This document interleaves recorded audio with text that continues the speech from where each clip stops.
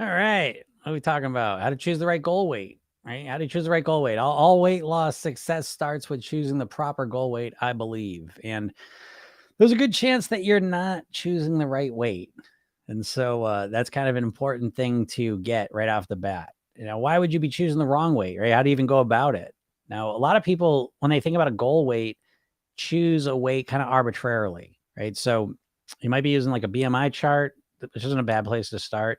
But more likely, you might be just referencing some number that you weighed when you were 18, when you got married, when you were younger, you know. And so I think it's important that I'll give you the simple equation I like to use for choosing the right goal weight is to choose the weight that'll make you the healthiest, the happiest, and give you the best quality of life.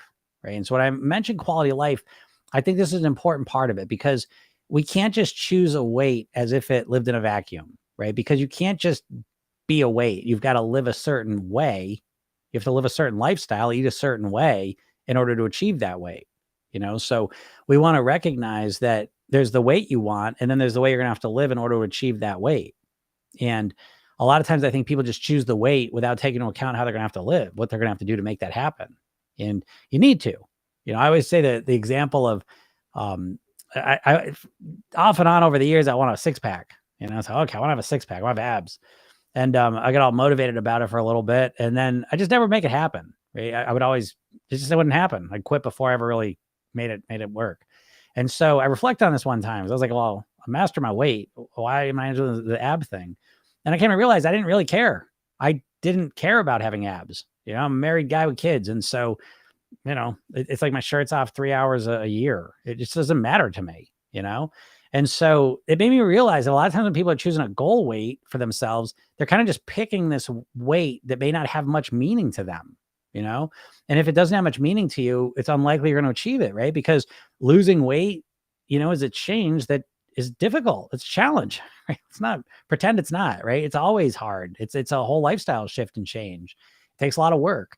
And so if you're not completely congruent with why you're doing it and the reasons aren't really strong, then there's almost no chance of making it happen, So that's like me with the six pack. It's like, I just don't care. It's just let it go. Now I do care about my weight, right? Because to my weight, I think that, my weight is really important to me because I associate with life and death, right? My father died of a heart attack when he was 54. So to me, I'm like, okay, I want to have my weight down because I think that's a big factor. It's a measurement of risk factors that directly apply to heart attacks and other health related issues, right? So there's a lot more meaning for that for me, right? I'm willing to put a lot more effort and work into getting my weight there because that means much to me, right? Now I take the kids. The kids don't care if I get a six pack. The kids do care if I'm alive. You see what I mean? So I'm tapping into way more motivation here. All right. So this is what I suggest for you is that instead of just picking some arbitrary number, and it may or may not be arbitrary for you, but regardless, even if it's a BMI number, by the way, the BMI number doesn't just naturally mean a lot. You have to give it meaning. You have to make it mean something, and you got to find this. So you begin looking at what quality of life are you looking for? Right. And this, I think, is such an important question because it starts to reframe this entire process anyways, because what you have to be careful of with the weight loss is that it's really been oriented. So my spiel here with the weight loss, the way you think about weight loss is primarily through diets. Diets have hypnotized you to think about weight loss in a very limited way. And one of those ways is that you primarily think of weight loss as looking better, right? It's a very superficial thing, right? You just want to look better, and that's the goal. And wanting to look better usually is not enough motivation. Okay. So again, we want to find deeper reasons for why I want to make this happen. And, it takes a little bit of thought, but the beauty of that is once you have those real reasons, it makes the whole process way easier, right? The fact that I'm referencing being alive for my children, the fact that I'm referencing my father dying at 54 of a heart attack and that pain naturally imbues this whole process with way more motivation for me, And so I think you want to look for the same type of thing. What goal weight gives you the best quality of life? And I think the easiest way to get to that is by thinking to yourself, who is the best version of you, right? Who are you at your best? What is your real potential in life? How can you live as the best version of you? And when you start thinking about who is the best you, right? What does that mean? you know? And all of a sudden we start to connect the weight loss to that and mastering your way to it, it just makes it into a whole different process. So I hope that kind of helps you out.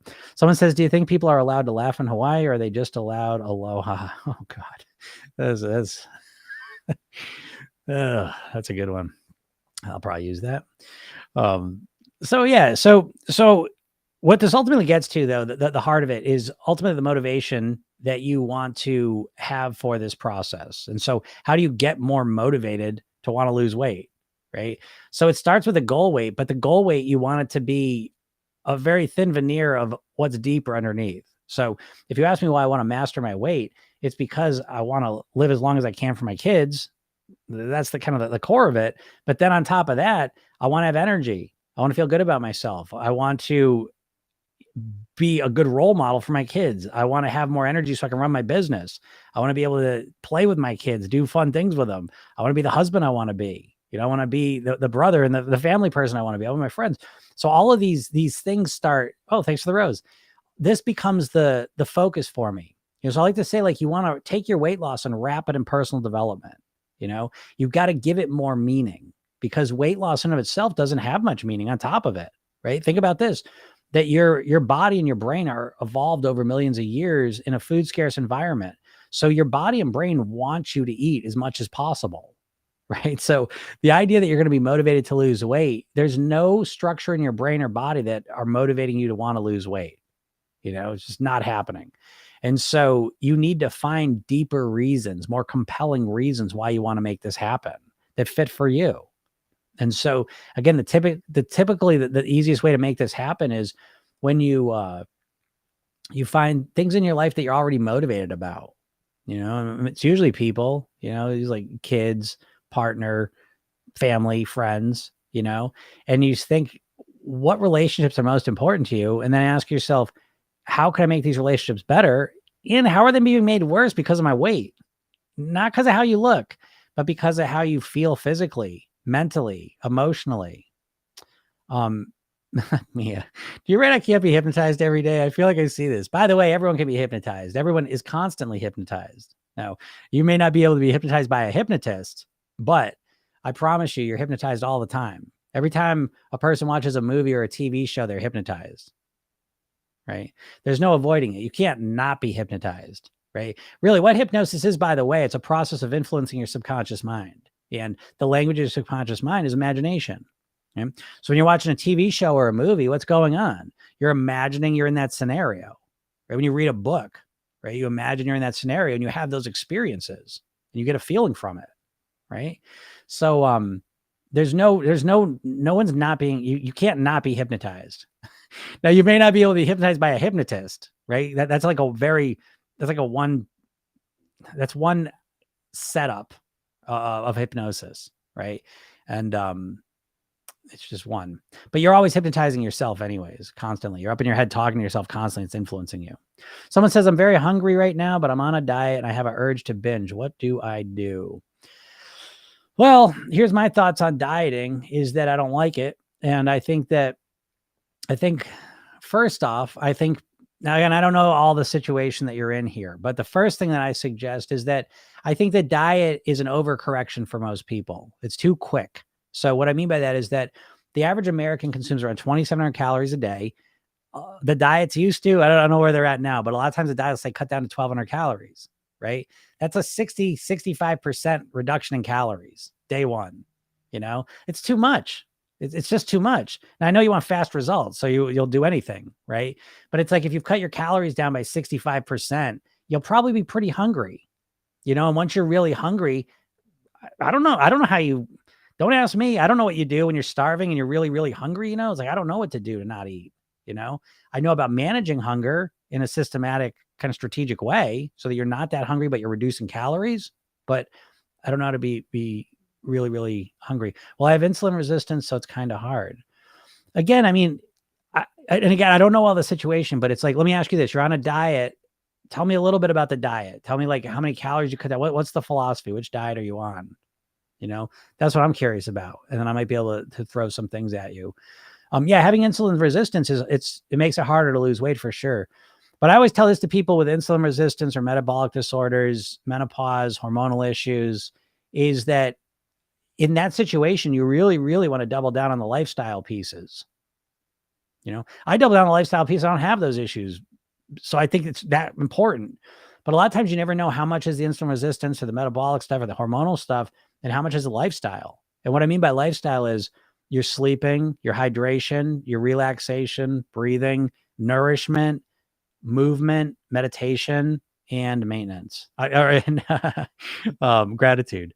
And so as you add those things into your life, it changes you physically, mentally, emotionally in such profound ways.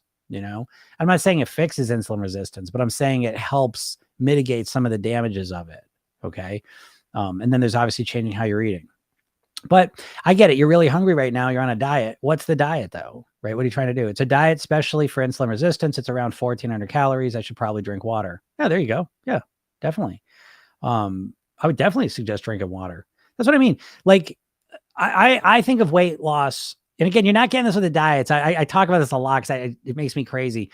The diets usually don't work, and usually, I mean, there's just so many reasons why. But one of the big ones is it's like they focus on one thing. So most diets, the first thing they focus on is usually calories, macronutrient related, and then it's focused on like one thing of reducing those things. But I think really, truly, right off the bat, I'm more interested in weight mastery. And I think to master your weight, you really do need to take a holistic approach to it. I think I don't even know. I don't know how you would do it without doing that. You know what I mean? There's strategies out there. Every diet is that basically. And what I mean by holistic is I think there should be a mindset piece, a lifestyle piece, and then obviously the eating piece. I think those are the three parts, and I break those down. But I think that you need to have this holistic approach to changing it. And so I think just cutting the calories down, that's all you're going to try and do. I just feel like that has such a low chance of success personally, not to sound negative. I don't mean to sound negative, because I'm telling you, I think just dieting and just trying to cut the calories down isn't effective. Okay. So I'm saying what I would suggest instead of what I work with my clients on, and what I've done personally, is it's a much more holistic approach, where I'm changing how I'm thinking, how I'm feeling, my energy levels, my moods, how my body functions, my metabolism. I want to influence those things, and I want to change how I'm eating as well. And I want to change how I'm thinking, because all that stuff factors in. But yeah, drink some water. I think that's a smart move. Someone says, I retired 2 years ago and can't seem to get motivated. I want to do things, but ugh. Yeah, I get that. Yeah, I'm going to get to that one second. This other person, I'm kind of going back and forth. Can eat an apple right now. Is that not too much? Yeah, I eat an apple. Anytime an apple's too much to eat, I think you're doing something wrong. Can I just say that?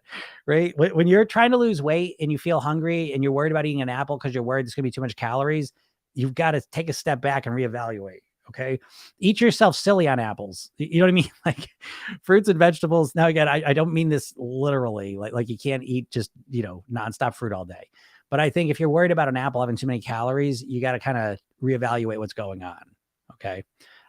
Eat that apple, eat the apple, drink some water, and I bet you feel a lot better. I would suggest for sure. So yeah, retired 2 years ago and I can't seem to get motivated. A lot of people can't get motivated.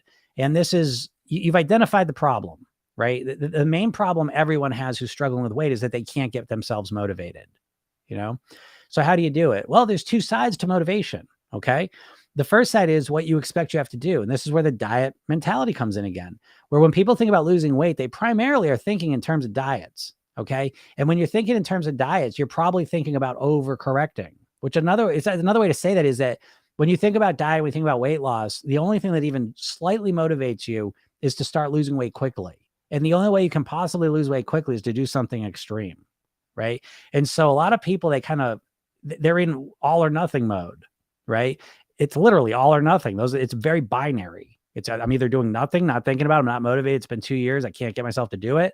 But then the only thing you consider worthwhile doing is all, where I jump in tomorrow and I cut my calories by 65% and I completely change my eating 100%, right from day one, And so what I would suggest you is two options. You can either boost your motivation up, so it brings you up to this level where you can do the all stuff, or you can boost your motivation up a tiny bit, but then lower down what you think you're going to do and just start where you're at now and improve one thing.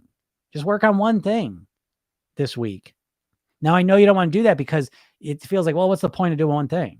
You know what I mean? This is that diet hypnosis you're in. It just keeps you trapped, you know, because you think you just gotta, if you're into a weight loss plan, if I'm going to do it, I might as well do it right. I'm just going to jump in and do everything so I get the fast results, you know, but it's that way of thinking that causes you to keep repeating the same cycle of all or nothing over and over and over and over and over again.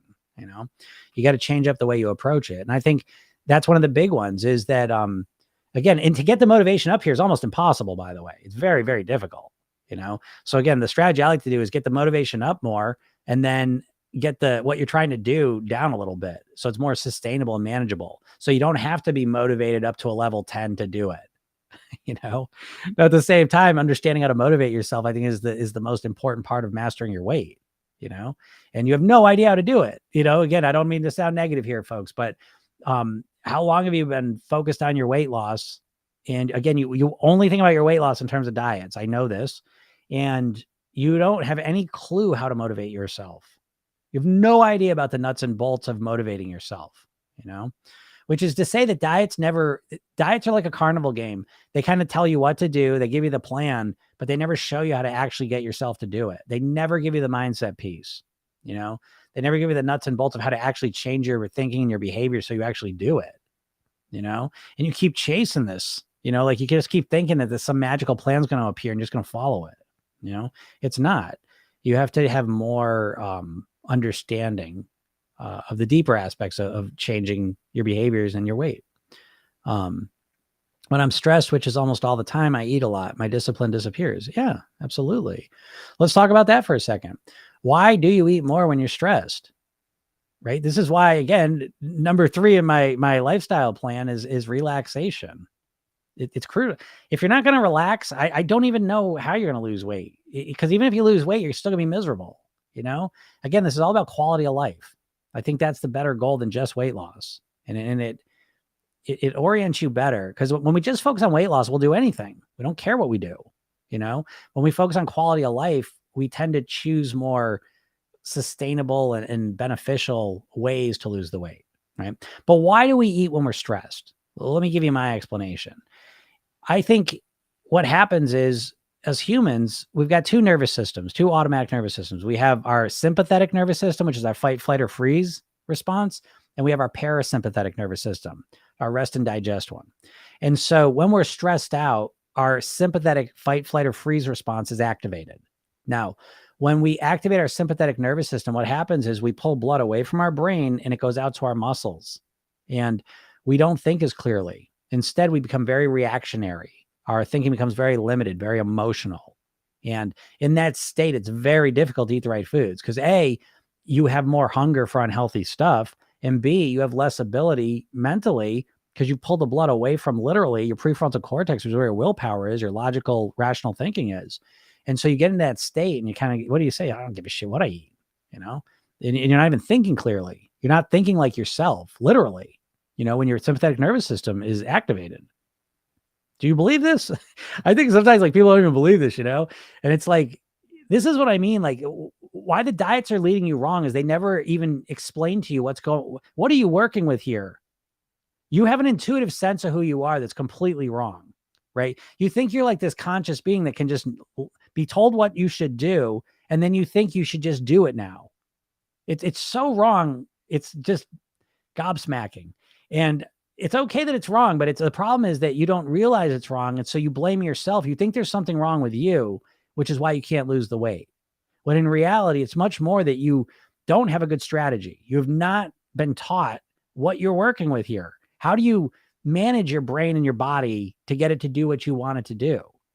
And you literally have no idea. You've got one tool and one tool only, which is willpower. And the second you get stressed, the willpower disappears. Why? Because your willpower, sometimes people intuitively will think that like your willpower is this non-physical thing. Like it's just this thing, this energy, right? It's not. It's a physical thing. It's neural connections in your prefrontal cortex. And these neural connections use lots of glucose. They require lots of energy. So, which is another way to think of it. Metaphorically, you should think about your willpower like a muscle. Okay. And if you use it all day, it depletes, right? Especially if you diet and work really hard for a couple of weeks, it depletes, it disappears. So as soon as you get stressed, your willpower pretty much just goes. You're just in reaction mode. You don't care. You're not thinking logically. Your willpower disappears, you know? So what do you do? How do you deal with that? Well, what I would suggest, again, here's another point of what I'm saying. I'm assuming you want to lose weight, but sometimes the best way to, because if you can shift yourself from losing weight to mastering your weight, you give yourself more time. And it's a better goal anyways. It's what you want. You don't want to lose weight. You want to return to your goal weight and live the rest of your life there on near autopilot. That's a better goal, isn't it? And so if that becomes your goal, then you extend the time frame more, and then it's okay. Listen, you're not always ready to lose weight. Sometimes if you're stressed all the time, the first thing I'd suggest you do is handle that. Let's get that down. Let's help you relax. Let's get you good at being able to activate your parasympathetic nervous system. Let's bring the stress down. Let's let you connect to who you truly are, your full potential. You see what I mean? It makes you happier, makes you feel better, makes you think better. And now from this place, now we can talk about weight loss, right? But it's like, what should be on your mind first is this stress, because this stress has got to be impacting you negatively in all other areas of your life. There's no area of your life that stress is really helpful for, is it? Right? So there's bigger things than weight loss sometimes, right? And so a lot of times we can focus on the thing right at hand, like stress. I just got off a call. I just did we had a coaching calls for my program just now. We have them every Tuesday, Thursday. And literally just talked about this exact same thing, you know, where it's like the stress. So, oh my God, I'm so stressed at work. And I said, oh, stressful life this person had, legit stress. And I said, well, maybe the weight loss shouldn't be the main focus right now. You know, like what if you could work on actually relaxing yourself? That's more important right now, you know? And again, if you can get yourself out of this mindset, I just want to lose weight, just want to lose weight, just want to lose weight, you know, just take a longer view of this. What if you could learn how to relax? You know what I mean? If you could learn to genuinely, because listen, you're not talking to anyone who, I'm as stressed as you can get. I swear, like I got a tweaked up nervous system. I'm a stressed dude, you know, but I've spent 30 years working on relaxing myself. And that skill set of being able to relax myself is one of the foundational pieces that allows me to live at my goal weight. You see? So sometimes the focus doesn't and shouldn't be on the weight loss. It should be on something deeper. So that would be my suggestion for that. This is so true. Thank you. Very helpful. I'm glad. So in modern times, we react with primeval sympathetic reaction over trivial stress. Yeah. Yeah. That's a great way to put it. That's a great way to put it. Yeah. We have these old evolved bodies and brains. You know, I never heard this theory. Like I've known this idea, but the theory, it's called the mismatch hypothesis, that we evolved in kind of a natural environment, you know, and now we find ourselves in this modern environment and it's a mismatch. And so physically, weight wise, it causes all sorts of problems, you know? And so, yeah, but so it's like, you know, and we think like we think like people in the natural world being stressed all the time, but they weren't stressed all the time. You know, there weren't nonstop life and death situations. I mean, there was like a very early millions of years ago, but then we figured things out. We became the apex predator. We're the leaders. We're not getting hunted all the time. And so people were way more relaxed and calm, you know, but now what happens? Yeah, exactly. Like you said, the trivial stresses trigger us to feel fight or flight or freeze, you know, and that happens all the time. So it's the curse almost of the modern age where we have all this technology, but a lot of times it's causing us to be more stressed, and that stress makes it very difficult to lose weight, you know, so you got to manage it. You have to learn how to manage it. All right. Someone says, I want to shed 150 pounds. Great. Now, as I was saying, right. So how do you set the goal weight? So first thing I would suggest, I always say this to people, your subconscious mind doesn't understand negatives, and it can't tell the difference between vivid imagination and reality. So a lot of times people articulate their weight loss goal in terms of how much they want to lose, right? But when you say to yourself, I want to lose 30 pounds, I want to shed 150 pounds, you're imagining yourself, you're referencing the overweight you, okay? And so I think it's much more beneficial to say, I want to be X amount of pounds, and then start giving that weight more context. You know, so it's like, I want to weigh X amount of pounds so that I can have more energy. I can feel better in my body. My knees will feel better. My hips feel better. I'll have more energy. I'll wear, you know, a certain type of clothes that I want to wear. I want to look a certain way. I want to feel strong. I want to be flexible. I want to be at peace with food. I want to love my body. I want to feel good about myself. You know what I mean? I could go on for days here, but you understand, like it's not enough to, I just want to lose, because that becomes the mantra, the dieting weight loss mantra, because I just want to lose, I just want to lose, I just want to lose X amount of pounds, but that doesn't mean a whole lot to your subconscious mind because it doesn't understand negatives, right? If I tell you not to think about a banana, what are you thinking about? A banana. And so it's like when you keep thinking, I want to lose 150 pounds, I want to drop 150 pounds, I want to shed 150 pounds, you're thinking about yourself being overweight. You're thinking about the version of you that's struggling to eat the right amount of foods, all this stuff, So as much as you can, you want to put yourself into what you want to be, who you want to be, and not just weight wise, but then you want to give it more context, more meaning, and describe it in visceral, real terms, of why you want to weigh that. And you want to do it physically, mentally, and emotionally, all the benefits you're going to get out of that. Not just of the weight, by the way, because the weight's just a means to an end. Being a certain weight doesn't guarantee you're going to feel happy. You know what I mean? It doesn't mean you're all of a sudden going to become a different person. You got to understand that. You've probably lost weight before. And I mean, it can be, it can be something if you do it in the right way. I had a lady, I'm going to respond, make a video on this. She wrote to me, she goes, I lost 100 pounds and I didn't feel any different. Now, I don't believe that, but that's what she wrote. And it's like, if you lose 100 pounds and you don't feel any better, then you're doing something wrong, in my opinion. Because how could you not feel better 100 pounds lighter? I mean, and again, I'm not talking about how you look. Like, we're so fixated on the looking part.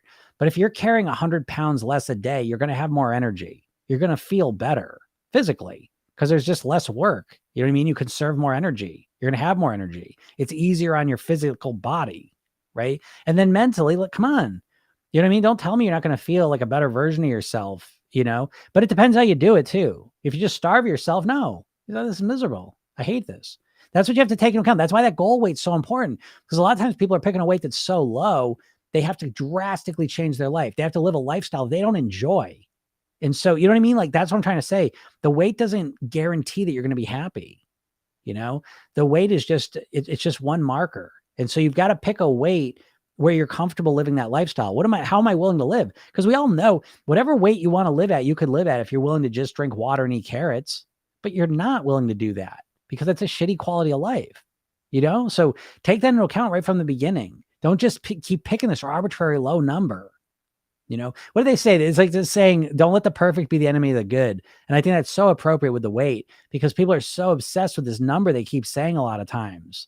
And listen, if you've been saying you want to lose a certain amount of weight for like decades, you've got to realize something's wrong with the process, and what it probably means is that you don't really want to lose that weight. It doesn't really mean that much to you. That helps.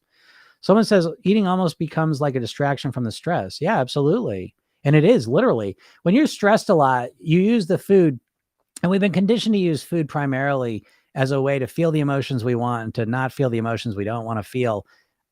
Food is one of the main emotional regulators we've been conditioned to use. But yeah, when you're feeling stress, again, yeah, the food literally, it lights up our pleasure center. So there's a momentary burst of pleasure, and then there's a distraction from the stress, just like you said, so those are true. And so the question becomes not getting rid of the food. Say a lot of people, right? So they use the food for emotional reasons. So you might be using the food to deal with the stress. And so what people tend to do, so I'm going to get rid of the food, the emotional eating, but they're simultaneously get rid of the strategy to deal with the stress. And so now they've eaten better for 2 days, but they're ready to kill someone. Okay. So what you want to do is, this is good. You seem like a person to me who's pretty intuitive and aware. And that's the question. You want to recognize, what am I using this food for? Oh, I'm using it to manage the stress. Great. Now you ask the question, what are some other ways I could relax more that don't involve food? How can I manage this stress in a much more genuine way? Because the food's not genuinely managing. It's really, like you said, it's a distraction. It's temporary, And when you find like legitimate, real ways to manage your stress, all of a sudden the food loses a lot of its importance, and as you relax your body and learn to be more calm, physically, mentally, and emotionally, you tend to crave healthier foods anyways, have more control over them. All right. Someone says, I'm not a stress eater. I'm just a bored eater. Yep. I'm home alone 10 to 12 hours a day. Yeah. Okay. Same thing, right? So the food becomes, yeah, I'm bored and I use the food to entertain myself, right? That's the situation. And so what I would suggest is that you begin to ask the question, what can I do that's interesting to me. Now, I don't know. You probably don't have an answer to this, right? That's why you're using the food. The food is the answer, but what the real question becomes is, what can I do to entertain myself? What do I find interesting? I'll give you a hint. Hobbies are great. You know what I mean? Like and I'm not saying this flippantly, I find like playing guitar for me is a big part of managing my weight, because when it gets to be night, I'm not just sitting there bored. I'm working, playing guitar. It's something for my mind to focus on.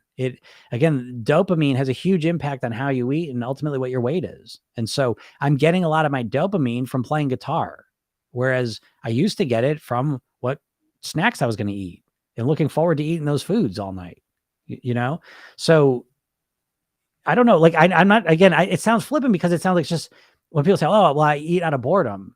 So we'll do more interesting things. I'm not being flippant with it. I'm saying that's a genuine solution. Now, you may say, well, I don't have any interesting things to do. I believe that, but you can find them.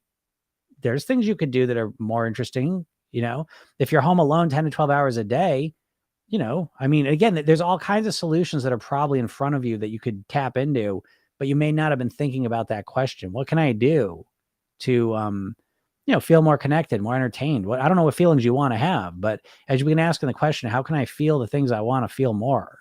If you're home alone for 10 to 12 hours a day, is there anyone maybe you want to visit with an actual person? How can I get in, some relationships that would nourish my soul a little bit? But that's the point. I use a phrase a lot that emotional malnourishment, because I think it's the phrase of our generation in a sense, because what's happened with the food is that we've been so conditioned to eat emotionally. We use the food for emotional fulfillment, or we think, and so we're celebrating something, we're eating food. We're dealing with depression and a frustrating day, we're using food, and so what happens is we don't learn how to genuinely deal with our emotions. And that food is not so much fulfilling our emotions as it is distracting us from how bad we feel. And so once the pleasure of eating the food fades, we're right back to the same situation we were in. So the only solution you have is to find some things that are interesting that don't involve food, because the eating food, the boredom eating is not actually entertaining. It's not fulfilling. It sucks. It's an empty feeling. And then on top of that, there's all the negative emotional stuff of the weight, you know what I mean? And being frustrated with yourself that you haven't figured the weight out,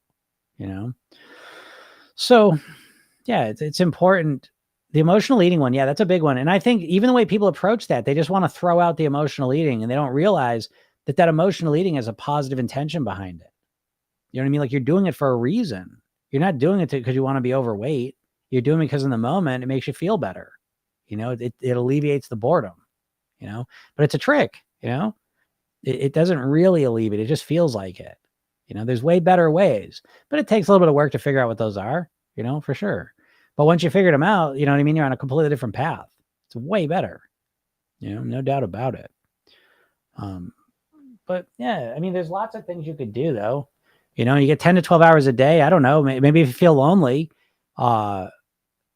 maybe it's again, finding some place where you're around people, there's something you can do with that time that's actually interesting to you. But here's the key thing, right? So it's like you want to be solution oriented. And it sounds like it's such a fundamental shift. I talk about this all the time. In terms of mindsets, I feel like being solution oriented is probably the most important one out of all of them. More important than like growth and fixed mindset. That's kind of like the big terms in the mindset world. Carol Dweck there, it's great stuff. But I find that like being solution or problem oriented is even more important, because what you don't realize is us humans all have a negativity bias, meaning that the negative stuff impacts us more than the positive stuff, like I said, I got to put a video up, right? I'll get 100 comments, 95, 98 of them will be positive and 2 or 3 will be negative. What do I remember? I'm on the negative ones, And so this is an evolutionary thing, right? It's more important to remember where the lion was than where the beautiful flower was. So our brain is literally organized. It's evolved that way, for survival reasons. But here around the modern world, you know what I mean? And we tend to focus on the problems, on the negative part, And so the more you can actually ask yourself the solutions that you want to achieve, what you actually want, the more you start to program your mind to go in that direction. The idea here is that your subconscious mind is a servo mechanism. It just does what you ask it to do.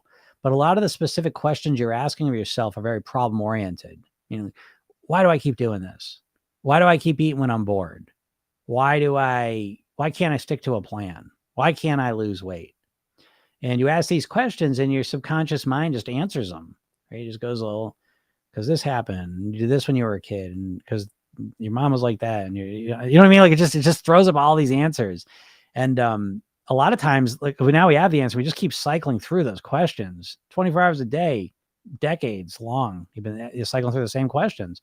So it's such a transformative process to start asking solution-oriented questions about what you want. That's why I say, even with the goal weight, right, starting off with that, instead of talking about how much weight you want to lose, start talking about what you'd like to weigh and why do you want to weigh that goal weight? I promise you, if you're struggling with your weight, this is so powerful because you haven't really thought about it. You just assume that you really want to lose weight. And I'm here to tell you that you weigh what you want. You weigh what you want to weigh. Not consciously. Consciously, you want to lose the weight, but subconsciously, you do not want to lose the weight. You have very good subconscious reasons for weighing what you weigh.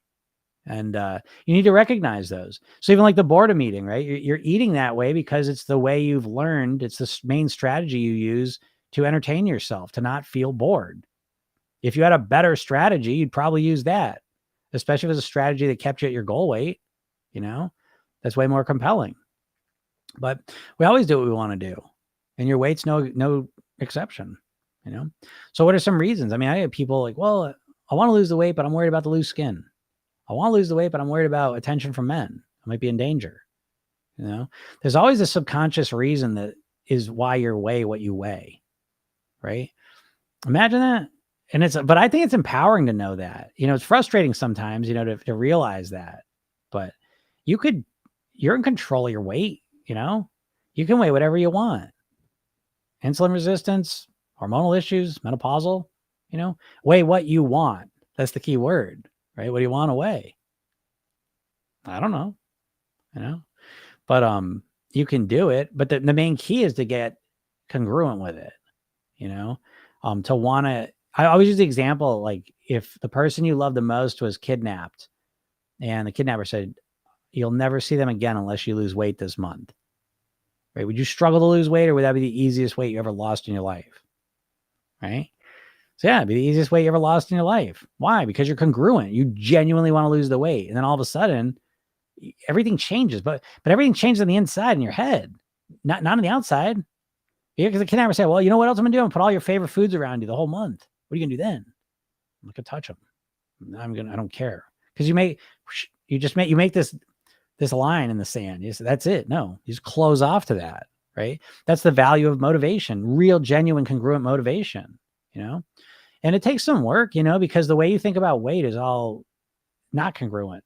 You have all these conflicting ideas about weight, and it's those conflictions that are keeping you stuck at the weight you're at, but there's always things you can do. But most of the weight loss really just comes down to the mindset piece. Yeah, someone says so true, right? Yeah, of course, right? That's what I do. I do these live streams. I make all these videos just to point it out, because what I makes me crazy. Again, I think there's life and death, but I think what makes me sad is when people blame themselves and they believe there's nothing they can do. They've tried to lose weight 50 times and it hasn't worked, and so they think, oh, there's something wrong with me. There's nothing wrong with you other than the way that you're thinking. It's I promise you, it's the way you're thinking. Your mindset's more important than your physiology. It's like what they did. They did a study with guys that had heart attacks, and they said they tracked them afterwards to see how many of them changed their lifestyles up. Right, 20%, 20% after heart attacks. How's that possible, right? You think they'd be super motivated, right? But again, the motivation is almost not enough. It really isn't, because it has to be something you want to do, and you have to have strategies. Talk about something people don't talk about with weight loss very much is the strategies that you have available to you. And unfortunately, you have very few strategies available to you when it comes to losing weight, because the diets are just tactics. You know what I mean? Like, just stop eating carbs, or whatever they are. You know what I mean? It's always like a one thing they're telling you to do, right? But they never tell you how to do it. How do you get yourself to do it? How do you change the way you're thinking? They never tell you. I ask this all the time on these lives. It's like, you answer this if you'd like to, but how long have you been trying to lose weight for? 10 years, 20 years, 30 years, 40 years, right? How can it be? How can it be that you've been trying to lose weight this long and you know so little about how to actually change your behaviors? How is that possible?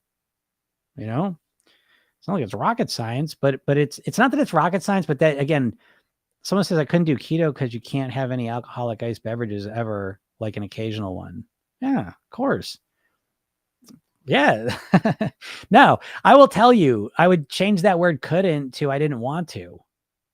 Okay. When you say I couldn't, it makes you feel powerless. It's not accurate. Okay. So how the words you use and how you use them has a huge impact, because everything's hypnosis. I guess this person shows up every day and says, I can't be hypnotized. Yes, you can. You can be hypnotized, and you are hypnotized constantly. You're hypnotized by the words you say to yourself and the words you use. So it's like the idea that, like even the phrase, I'm not picking on you. Okay. So I understand this, but when you say I couldn't do keto, I couldn't do it. Right. And so it's like this idea that I can't do it. There's something wrong with me. All these people succeeding on keto, I can't do it, as opposed to saying, I don't want to do keto because I want to be able to have an alcoholic drink once in a while. So I don't want to do that. Yeah. Right. It's the same situation, but you've connected to your power because you're the one making the choice. You need to speak in powerful language. You're the one choosing what you're doing. That's why I always say, like, I know people get mad about it sometimes, but you weigh what you want to weigh. Now, I know you don't want to be overweight. I understand that, but you want to eat the food more than you want to lose the weight. And so what is this you know what I mean? Is this some controversial statement, right? I mean, look at the situation, you know what I mean? Like, and so once you say like, it's true. I've gotten used to the weight. I don't like it, but I really don't want to make the changes in my eating and my lifestyle that require, right? Thank you. Yeah, it makes sense, right? It's like, I don't want to make those changes. Great. At least you're being honest with yourself now. At least we're in the realm of the real. And so the language you use, I'm telling you, your subconscious mind is like a computer. And just like a computer, you can't just you can't just get vague with the commands, right? That you input into a computer. You have to be very, very specific, and with yourself, you have to be specific. Oh, I can't lose weight. What? Of course you can. It's more accurate to say, I don't really want to lose weight right now. I'm not that motivated to lose weight. Great. At least you identify the real problem, and if you identify the problem correctly, that's the closest thing you do to actually solving it, but to be sitting there saying, I can't lose weight. No matter what I do, I can't lose weight. That's not true. I know that's not true. Easy for you to say you're not a menopausal woman. That's true. But I made a whole career out of helping menopausal women lose weight. Right? Someone says, I totally understand the alcohol statement. I come from a family of drinkers. It's a hard influence. Yeah. But here's the thing, right? And this, what you're saying as well, in addition to saying, I don't want to do keto because of that, but let me take that a step further, because this really implies the all or nothing nature of weight loss for most people. And again, this is a diet mentality. And I don't think the diets want you to lose weight. If you haven't heard me say this before, the diets and the food companies are the same thing. Weight Watchers was owned by Heinz for many years. Jenny Craig was owned by Nestle. The company that owns Atkins food products there is the same company that owns Auntie Anne's Pretzels and Cinnabon. These companies don't want you to lose weight. They want you to restrict your calories for a little while because they know that causes you to overeat more calories in the long run. That's why these diets, they don't really want you to lose weight. They never teach you the mindset piece. They never teach you a holistic strategy to actually master your weight. It's just a tactic you'll follow and do for a little while, and then you'll stop, So part of that is this all or nothing mindset, and so you say, well, I would do keto, but I want to be able to drink alcohol once in a while. And they say, I can't. Well, F them. You know what I mean? Do keto. I'll give you an example, right? So I'm a yoga instructor, right? So I remember doing yoga. I used to be a binge drinker, right? So I was 50 pounds heavier. I was a binge drinker. And I never identified as an alcoholic, though. I just didn't. And so that just never sat right with me. I had no desire in me to want to not drink. I didn't want to binge drink. That I had a congruent 100% firm desire. I didn't want to binge drink, but I never said to myself, I want to not drink alcohol at all. Okay. And so I started my journey with the alcohol and managing it by recognizing I want to be able to drink, but I want to be able to drink appropriately, moderately, according to me. And so anyways, I got to that point and I got it under control. I improved my health with the alcohol. And then I started doing yoga and people say, oh, what, you do yoga and you drink? Very, very kind of condescending and judgmental. And I said, would you rather I drink and not do yoga?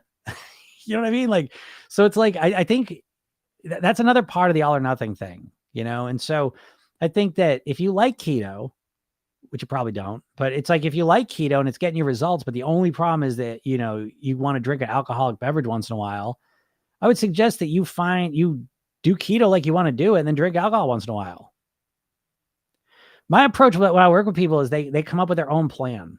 That's another thing in diets that I think is totally backwards and wrong. This idea that someone who's never met me is going to give me an eating plan and then I'm just going to follow that and work and it's going to work for me. I think that's crazy. I think you have to create your own eating plan. How do you want to eat? Because you got your own unique genetics, lifestyle, and preferences, so you should build it around that instead of like, well, I do that plan, but I can't even drink any alcohol, so forget it,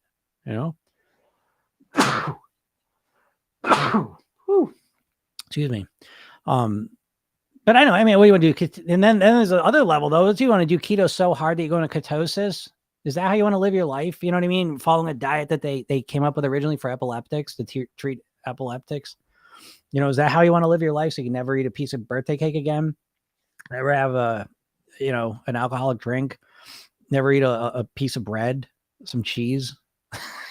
Again, when I talk about like your weight ought to be referenced in terms of the quality of life, right? What quality of life do you want to live, right? We want to find the sweet spot, And so the sweet spot involves your weight for sure, but it also involves the food you want to eat.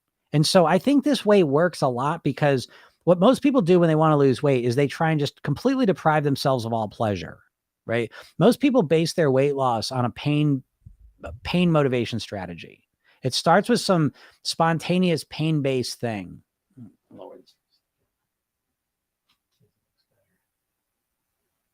By the way, if you ever want to watch any of these and you're not on TikTok, there I am, close.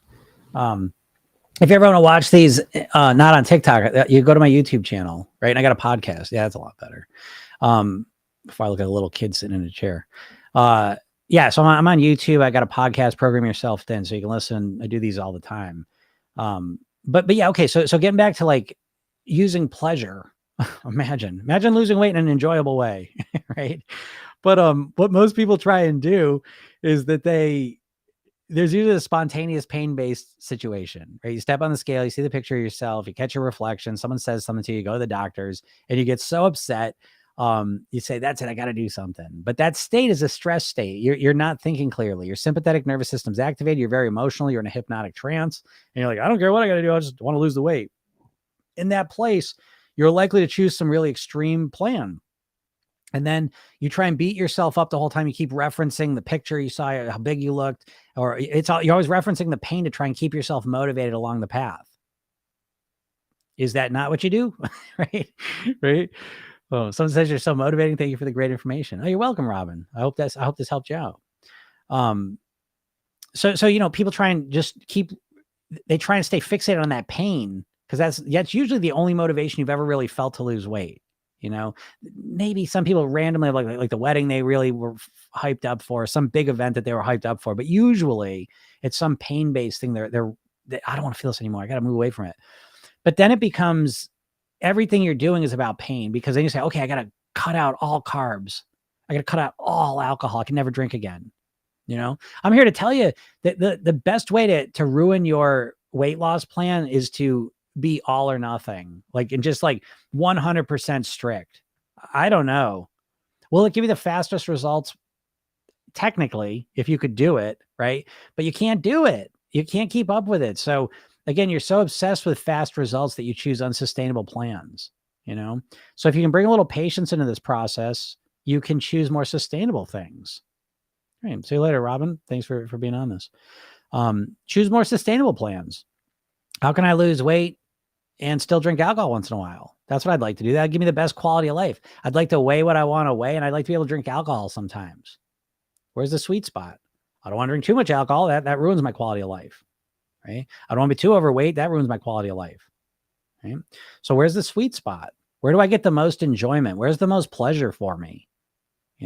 So what I always tell people, and the way I structure things for myself, is I really like optimize. Now, again, these numbers, you can work up to them. They're always relatable to you. There's no right or wrong. It's only what works for you. But I like to do like 5 days of clean living and eating. And then I have 2 days where it's more about pleasure.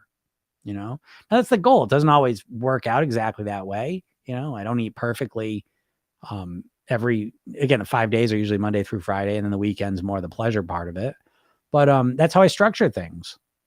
So that during those clean days, I'm looking forward to the weekend where I know I can eat some cookies, or I'm going to eat pasta and we drink wine, whatever, and it's a nice balance. It feels right. It feels healthy. Now that's for me, that may not work for you. I don't know. But it's like, if you start thinking to yourself, the way that I'm going to master my weight is by choosing a plan that works for me, that's built around me. It's such a different way to do it, because instead of like, oh, I'm going to try this plan, and then you try for a week and then you don't do it at all. Instead, you're constantly and always optimizing and tweaking your lifestyle and how you're eating. And there's no falling off the wagon. There's just, let me just keep this up. Let me master this with a reference to what weight do you want to be? How do you want to live? How do you want to feel? These are kind of the key things, I don't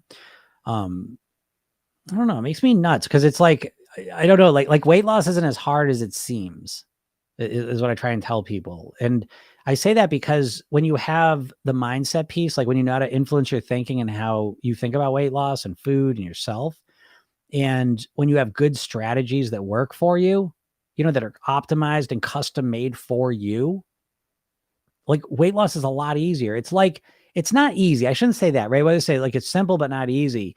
It's like, if you want to learn to play the piano, right? It's like, that's not easy, but it's like, okay, well, you know how to do it. You practice and people have laid it out, you know what I mean? And you do it.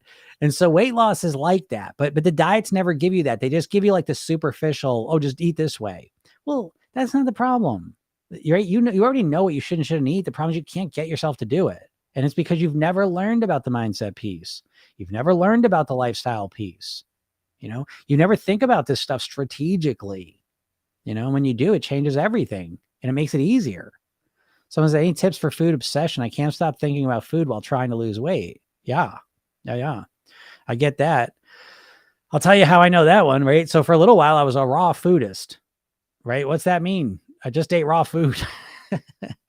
And boy, I have never been more obsessed with food in my life. The only other time I got close to being that obsessed with food is when I would fast for a couple days. I do the master cleanses, and so what happens, right? Why does that happen? Again, this is a perfect example of how understanding your biology, your brain and your body is very helpful in mastering your weight. Okay. So like, as soon as you like fasting, for example, you go a day without eating, all of a sudden, all your brain and your senses start optimizing to focus on food.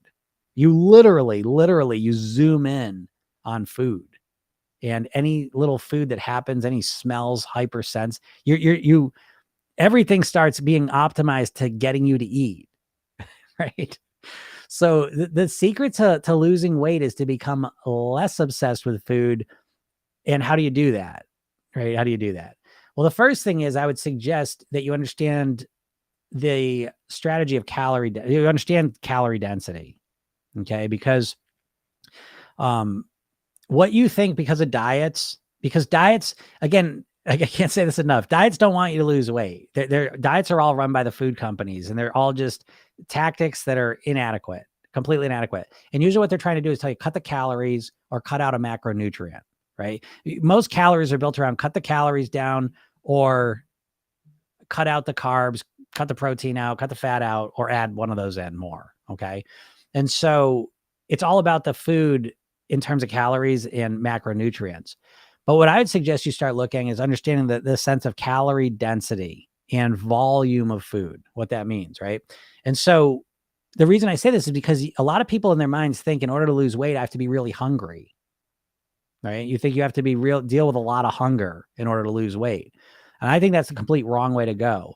I think what you want to start doing is you want to start optimizing your eating so that you are consuming the same or more volume of food, but you're consuming less calories at the same time.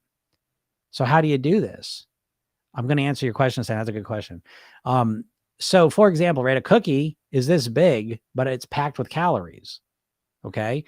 A salad may have the same amount of calories as a cookie, but it takes up this much space.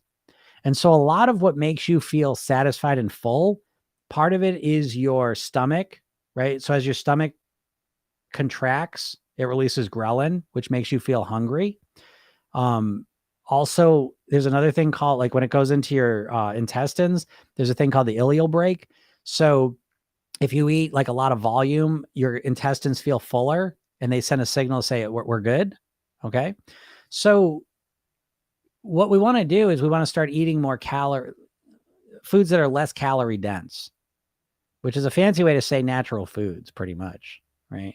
The more vegetables, the less, less butter, less margarine, less oil in them, less sugar in them. Those are a good place to start. Less refined carbs, and so we want to eat a lot of volume, but not a lot of calories in it. And as you start optimizing and tweaking your eating so that that's the case, you can start feeling just as satisfied as you always do, but now you're losing weight. And simultaneously, you're gonna way lower that food obsession. That food obsession is mostly because, again, I'm kind of reading between the lines here, and I might be wrong, so let me know if I am. But when you say any tips for food obsession, I can't stop thinking about food while trying to lose weight. And I feel like trying to lose weight is usually code for trying to eat in a way where I'm really hungry, because you're just cutting meal portions down. See, that's what a lot of people do with diets. They think, okay, I'm going to eat the same pretty much, but I'm just going to eat less. I would never do that. Like, when I'm hungry, I can't control my eating very well. Do you understand? I'm not a master of willpower. That is not how I have mastered my weight. That's not how my clients master their weight. They become very strategic. They eat in a strategic way. So look up volumetrics, right? If you want to go a little more in depth in this concept, but it's the main thing, right? You're just trying to eat less food. And that's why you're getting obsessed with food. You're really hungry, most likely.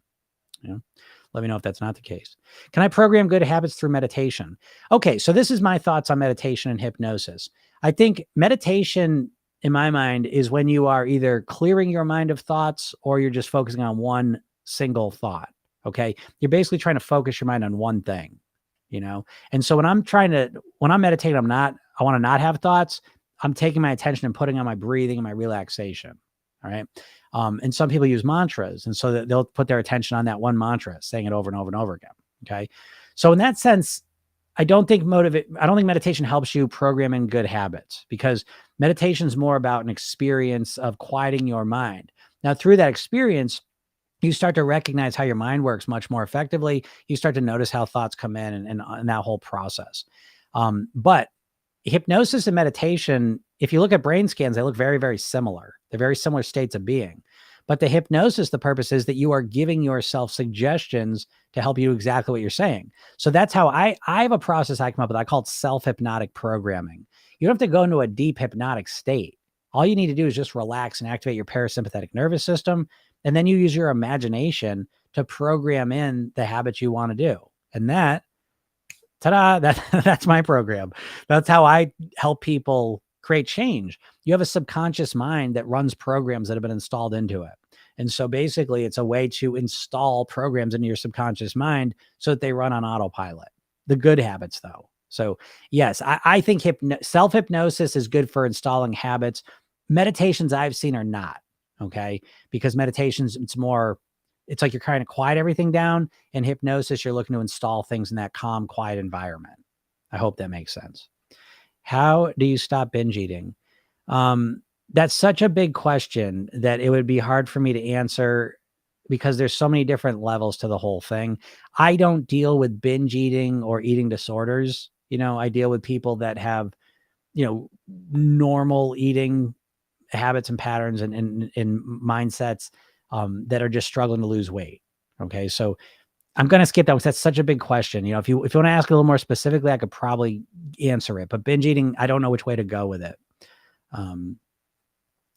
Someone says, I already lost 100 pounds and now I'm trying to lose the last 20 and all I can think about is food. Yeah. Okay. Yeah. That's interesting. So again, think what I said about, someone said audio problem. Was it? I wonder if this thing's not working. Oh, it looks like it's working. Maybe I clicked it or something. Uh, yeah, yeah. Again, listen, when you're overweight, 100, 120 pounds, when you're obese and you're losing the weight, listen, you get some challenges there. Okay. Now, I think, again, a lot of times the calorie density, the volumetrics approach can be very helpful with that. Okay. But understand that, yeah, there's a bit going on here. Your leptin signaling, different hormones in your body that are signaling you to eat and not eat and feel full, are out of whack. Now the question becomes, how long will that last for? I don't know. But again, this is where I think having a holistic approach to mastering your weight is so important, especially if you're dealing with, like, where you're formerly obese. It's really about quieting your mind down, being more relaxed, feeling more gratitude, moving your body more. So the habits I always talk about: sleep, hydration, relaxation, breathing, nourishment, movement, meditation, gratitude. And when you start to create a lifestyle built around these things, it helps with all those things you're talking about. Volumetrics, calorie density of food can be another thing that helps. All right. So I hope that helps out. Oh, someone said I can hear him fine. All right, good. I wish I saw that before I answered that. Well, cool. All right, everyone. I hope you're all having a great day. So you're on a Tuesday, right? A weird day to talk about weight loss. It's funny. I do these, you don't know those patterns. There's patterns throughout the week of when people are more interested in weight loss and when they're less, seemingly. So I honor you. The fact that you're thinking about this now, I think, is great. And recognize that you don't have to do it all at once. So go watch my videos. Go, my bio, there's a link to the 3 steps to master your weight. Go watch that. It's a half-hour training, but it'll change the way you think about weight loss and make it much more, like, less like, you think about weight loss like it's an endurance test. Endurance tests that kind of hook you up. There's no beating the endurance test. It's just to see how long you can go, right? The endurance test is designed for you to fail. It's just a question of how long can you keep it up. And that's subconsciously how you approach weight loss, and it's so stressful. It's so ineffective and it sucks. So, one of the big things I like to share. Oh, thanks, Malala. How you doing? One of the big things I like to try and help you understand, the biggest shift you can make is that you can approach this whole thing differently. It's less about the tactics I could tell you, and it's more about the whole paradigm with which you see weight loss, and that you think about it, so I hope that makes sense. But once you realize that, the whole process can change, and so what happens is you can get out of this all or nothing mindset, and you can get into slow and consistent changes and progress, because there's no such thing as big accomplishments. All big accomplishments are small accomplishments stacked up and accumulated. It's that simple. And so once you recognize that, begin thinking that way and living that way, ironically, it makes the whole process a lot easier. You can't lose 50 pounds. You lose 50 pounds a pound at a time, And so it's like the longer you can kind of extend your time frame, and remember this question: how long do you want to lose the weight for? Right? How long would you like to keep it off for? I can hear you saying forever, right? So it's like, if you want to do it forever, then set yourself up a plan that you want to do forever. Right? You're in this idea. You just assume, you presuppose that weight loss has to be miserable and difficult and to feeling like deprivation, and so you naturally and automatically just kind of think of it in those terms, and so the second you realize that this is a process you're making, you can make it enjoyable, you can make it fun, you have control over this. Again, you've been hypnotized to think about it one way by the diet industry, but I'm here to tell you that you can make it whatever process you want it to be. You're in control of that. Right? So thank you very much, everyone. Have a great day, and we'll see you soon. Bye.